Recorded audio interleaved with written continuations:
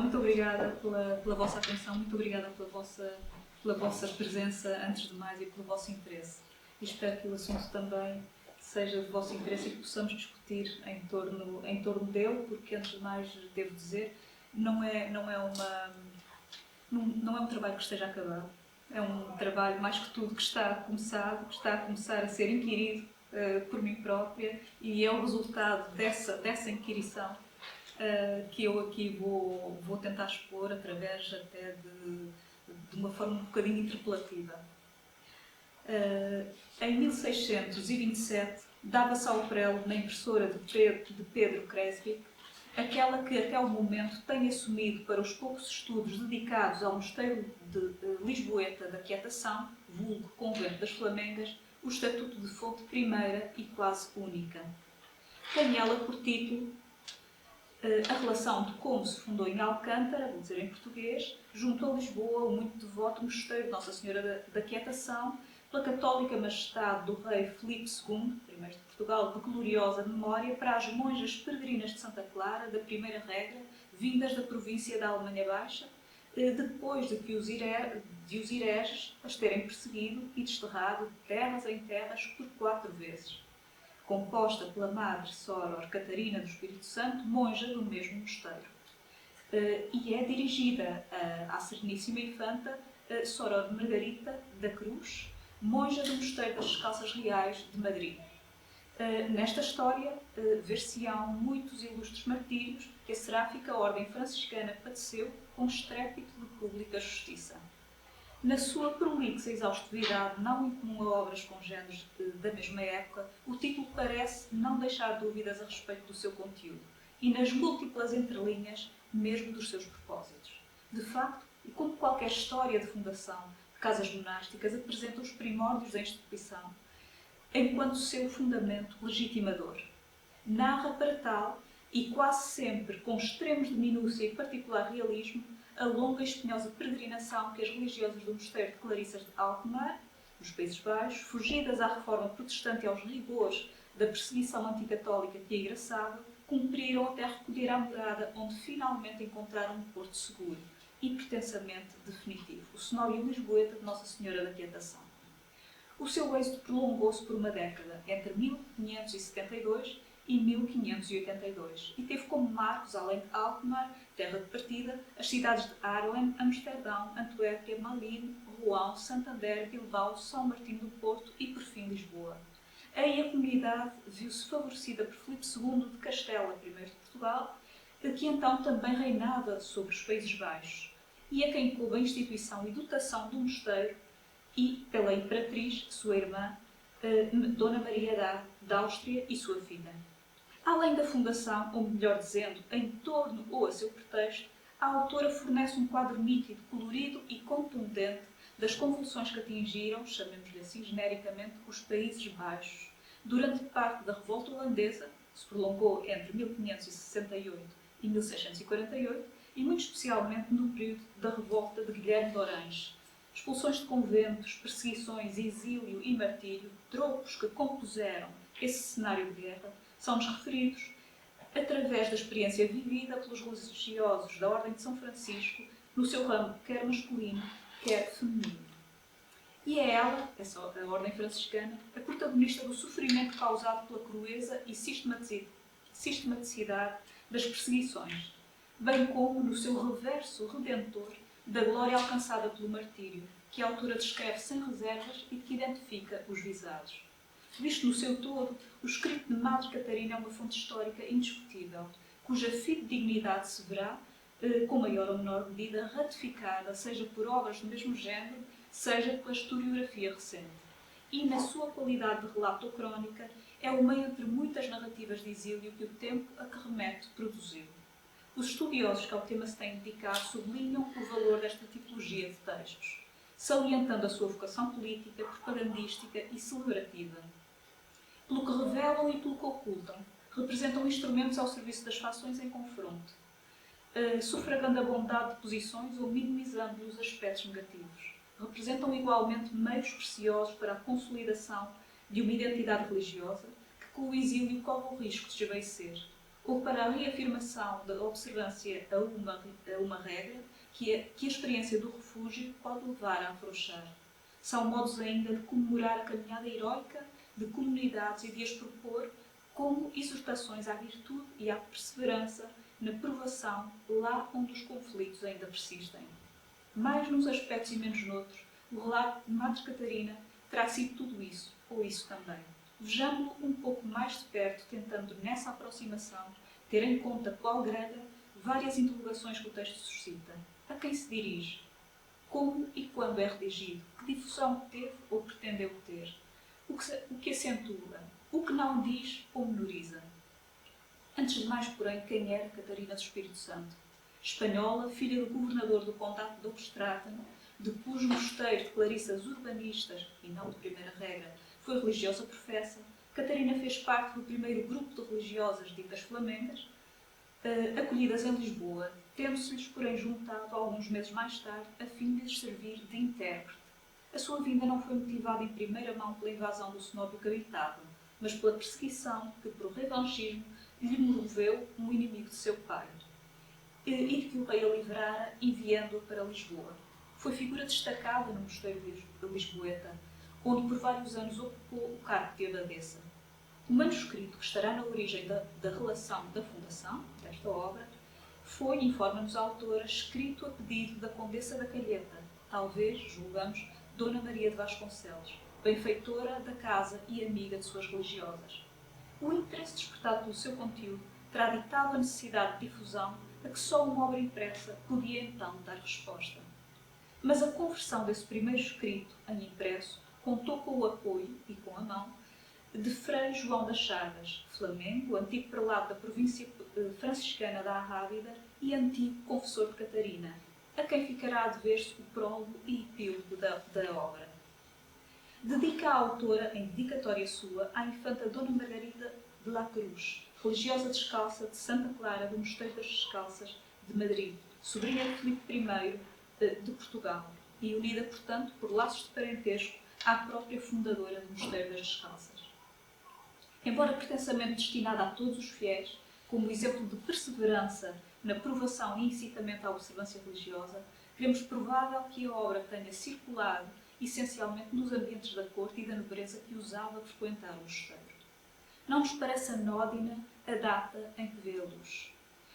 Madre Catarina era então, entre 1626 e 1627, ou mesmo isso, ano em que escreveu, e de que não há certeza ainda, a única sobrevivente da comunidade de flamengas que dera origem ao cenóbio e a única cujos textos poderiam ter-se feito entender no país de acolhimento, a que supostamente se destinavam.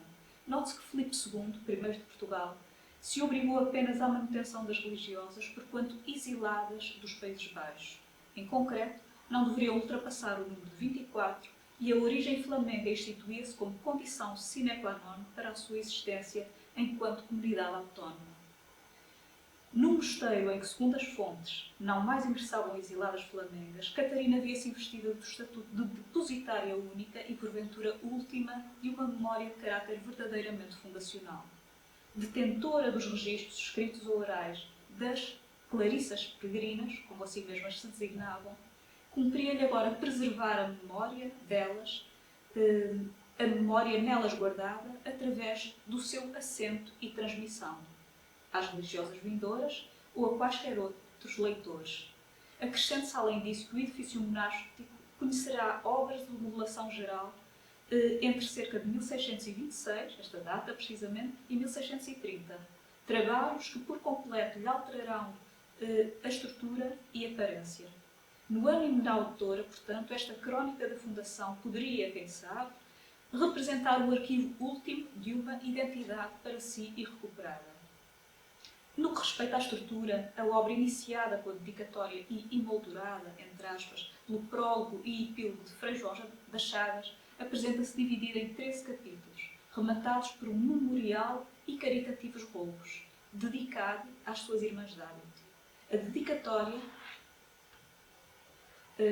redigida pela monja, revela imediatamente os propósitos da obra, comungando em parte o espírito de martirológios e agilógios, entende cantar a memória dos mártires para exemplo e edificação dos fiéis. E assim o diz, por aqui, martírios e vitórias tão admiráveis, com toda a diligência, se recolham, escrevam-se, publiquem-se, etc., para enriquecer e ornar o céu e edificar com o seu exemplo aos vindouros. O prólogo, redigido por Frei João das Chagas, como se disse, consiste essencialmente na introdução à obra de Soror Catarina, através da explicação do papel que lhe foi confiado e da ação das clarissas ditas flamengas. Enaltece, por um lado, o seu valor, que classifica como viril na conservação da clausura, mas também a figura do rei, que as aceitou, e, por fim, a liberalidade do reino, que as acolheu. Por isso, merecedor do favor divino, e é de todos os países empenhados na luta contra a heresia que, a seu ver, é fruto de castigo divino. Sua autoria é, como vimos, também o epílogo, que em semântica dualista, num jogo entre bem e mal e entre princípio e fim, apresenta o exemplo dos católicos como prova de justiça divina, louvando o martírio à vista não somente do seu fundamento, a prática do bem, mas também dos seus resultados, a felicidade eterna. Por outro lado, deprecia o mal, e falo representado pelo príncipe de Orange, por sua mulher, por seu irmão, qualquer dos quais findos da forma mais decadente. É desígnio de Frei João das Chagas, neste epílogo, dar crédito à luta dos católicos contra os chamados hereges. Luta essa que, quando se adivinha, se mantém em algumas regiões do norte da Europa, e especialmente nesta data. Há um surgimento no norte. Não podemos afirmar que a obra seja diretamente escrita a duas mãos, mas pressentimos na intervenção deste religioso uma presença não despeciente. Ele confere ao escrito uma autoridade que, porventura, pela sua autoria feminina, naquele momento não alcançaria por si só. Por outro lado, dá-lhe uma unidade que ela internamente não exibe, informando-a de um propósito claro. No entanto, talvez possamos ver, na evidente incidência sobre os padecimentos dos irmãos pobres, a voz oculta de Frei João das Chagas, intermediária pela da narradora. Enquanto exilado flamengo e religioso de São Francisco, teria interesse em deixar para a memória futura testemunho de uma ordem tão impiedosamente fustigada como a fora a dos frades menores nos Países Baixos.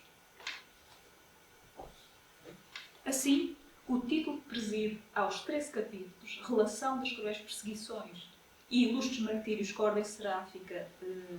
a seráfica ordem franciscana padeceu dos hereges nos estados da Alemanha Inferior e do Mosteiro de Nossa Senhora da Quietação, etc., parece-nos mais fiel ao conteúdo que o outro título, o título original, que, pelo contrário, remete para a história da fundação monástica e, só em adenda,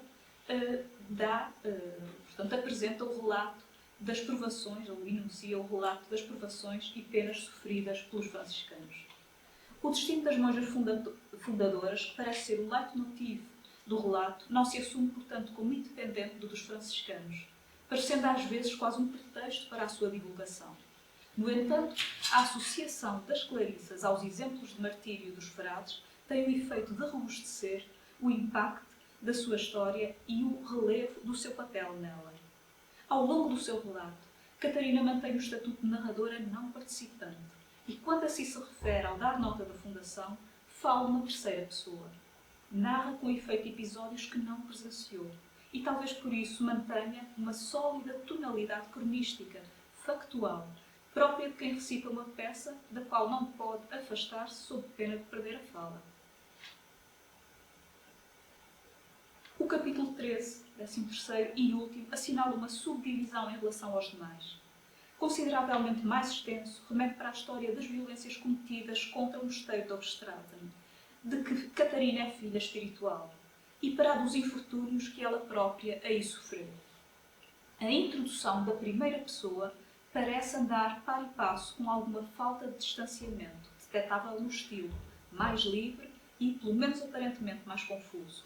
Investida, como vimos, de uma prerrogativa singular, depositária de um passado que o futuro deve honrar, enxerta nesse passado um elemento aparentemente estranho, mas para si fundamental: a memória da casa que a viu nascer como religiosa e a das vicissitudes do seu próprio caminho individual, não menos virtuoso ou bafejado pela providência divina. Remata estes 13 capítulos um memorial e caritativos roubos. a que atrás aludimos, perdida entre a herança de um passado tão denso e a incerteza que o futuro lhe reserva, exorta as monjas à obediência dos santos costumes em que a primitiva comunidade foi criada e de que deu exemplar testemunho. Nesta exortação parece adivinhar-se o receio provocado pela iminência do fim da comunidade primitiva, timbrada e legitimada pela presença das monjas flamengas. Mas pressente-se igualmente o medo, não se sabe se fundado, de relaxamento dos costumes.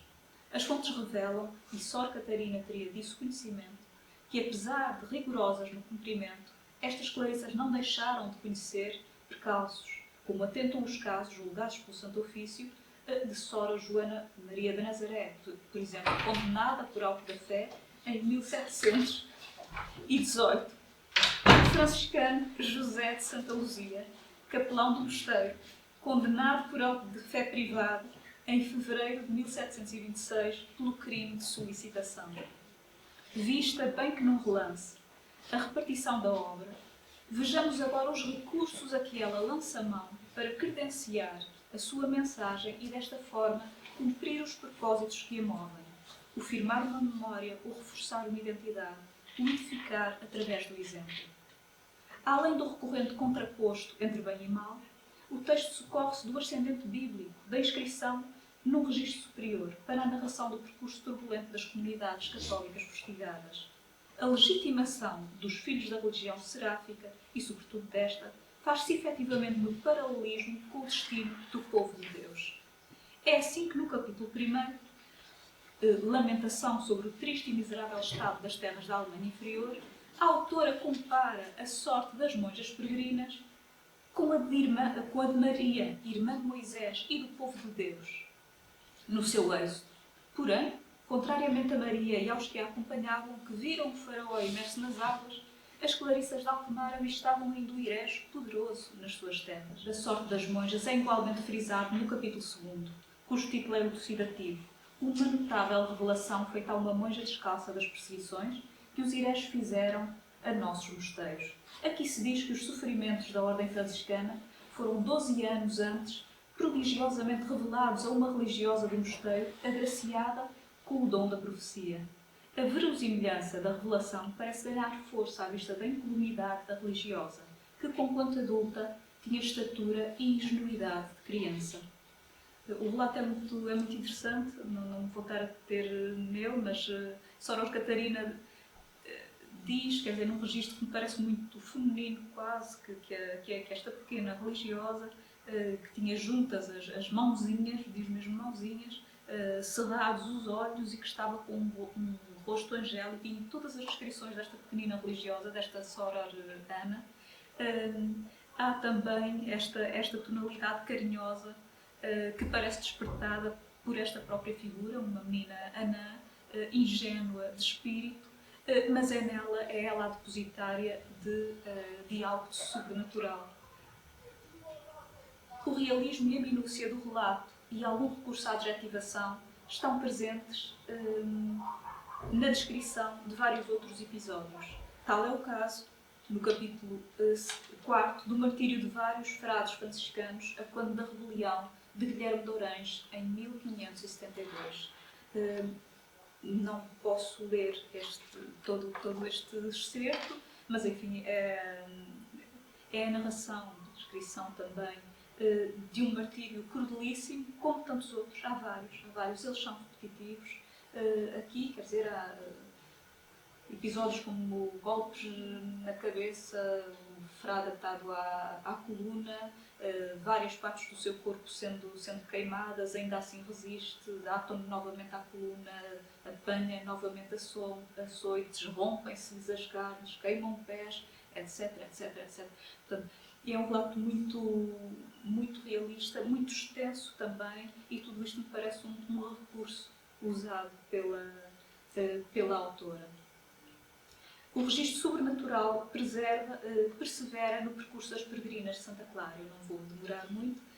A saída furtiva do mosteiro de Altemar e a sua chegada a Arlene, de que nos fala o capítulo 5, dá disso exemplo. Cercado o mosteiro pelos Irés, os chamados Irés, tenho entre aspas, As monjas preparam-se com a ajuda de vários fiéis para dele escapar a determinada hora. Escapam contudo antes, para a admiração de todos, obedecendo a uma ordem de saída que prodigiosamente só elas ouvem. A antecipação revela-se providencial, já que os invasores se preparariam para tomar a casa antes do previsto. O itinerário que cumprem até ao destino, em 3 carroças, numa das quais segue, protegida pelas demais, o Santíssimo Sacramento, que preservam, é curiosamente secundado por um misterioso homem, um fidalgo, ou com aspecto disso, montado num cavalo branco, que desaparece de súbito às portas de Arlem, onde as deixa em segurança. Naturalmente não hesitam as religiosas em acreditar no estatuto de enviado de Deus. Mais adiante, no capítulo 9, que relata outro trecho da revelada caminhada das monjas, dá-se a premonição da tomada de Malines através da visão de uma criatura demoníaca destruindo a cidade. É uma criatura efetivamente horripilante, um dragão com 4 asas que sobe ao campanário da igreja monástica e que vai lançando fogo e fumo não só sobre a igreja e o mosteiro, mas também por toda a cidade, destruindo-a. Também, portanto, este recurso às imagens é aqui tem um papel, julgo eu, fundamental no frisar do que foram estas atrocidades. Também portentosamente inspirado foi o destino ibérico da pequena comunidade de clarissas expulsas de Antuérpia, depois da conversão desta ao credo reformado. Foi em recolhimento, em oração e profunda meditação que diz no capítulo 11, o confessor discerniu aquela que seria a vontade divina, a partida para a Espanha. Portugal, vem-se a saber, não é escolha primeira, mas expediente possível perante a inexistência, em Bilbao, de condições propícias à observância da clausura. Para concluir, aqui chegados a algumas considerações que se impõem. Não parecendo estar em causa a fidedignidade histórica do relato de Soror Catarina, é todavia de assinalar a sua parcelaridade e parcialidade, tendo presente desde logo que o que ele nos narra, que o que ele narra, se produz no firme entrosamento entre os conflitos político-religiosos e as vicissitudes da ordem franciscana. Além disso, apresenta-nos apenas um quadro de rigorosa observância religiosa e de gloriosa fidelidade ao credo católico, traduzida no seu acme, nos vários martírios que divulga e exalta, e em termos menos estrepitosos, mas não menos sólidos, na divulgação das monjas na peregrinação das monjas estoicamente movidas pelo desígnio de preservação dos votos religiosos. Mas não refere significativamente os casos de vacilação ou queda.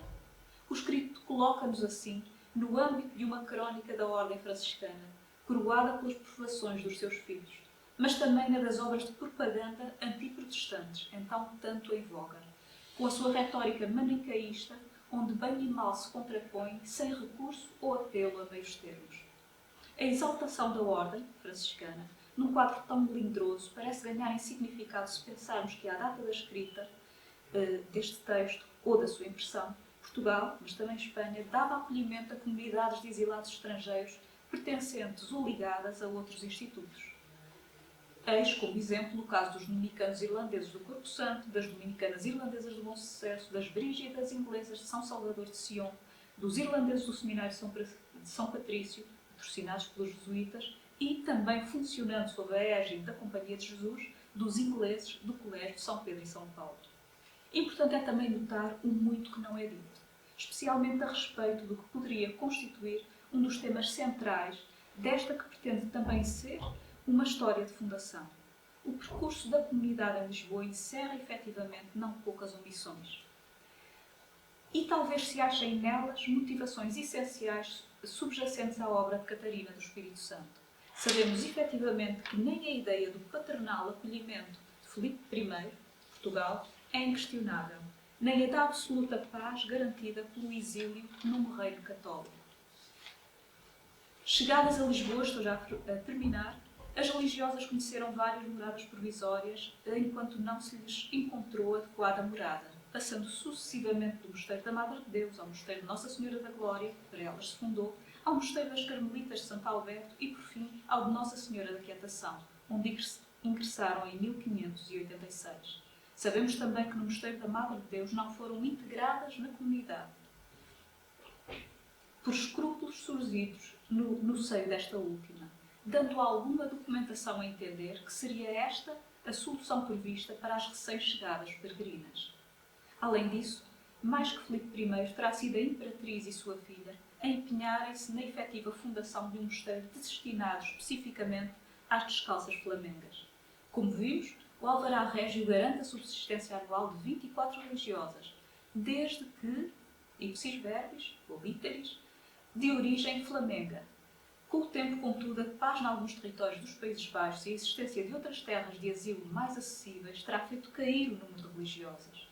Daí que em 1618, quando a então abadesa pede a aceitação de noviças portuguesas, a resposta do rei tenha sido negativa, deixando mesmo antever a supressão natural daquela fundação.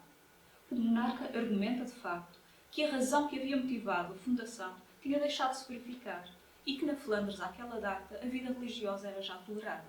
Ademais, as monjas não mais possuíam que a esmola régia e uma casa inacabada.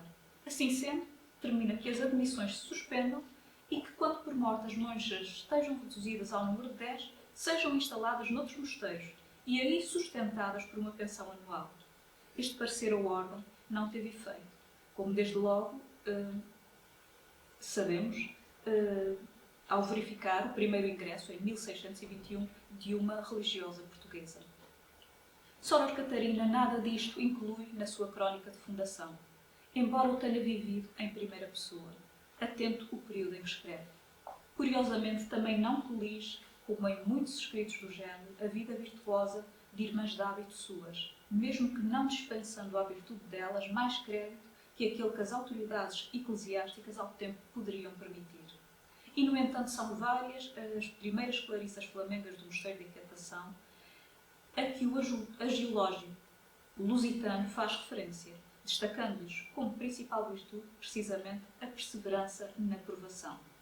É, pois, num tempo em que, sobre a integridade institucional ou moral do mosteiro, espreita a ameaça, que a crónica da fundação vem a lume.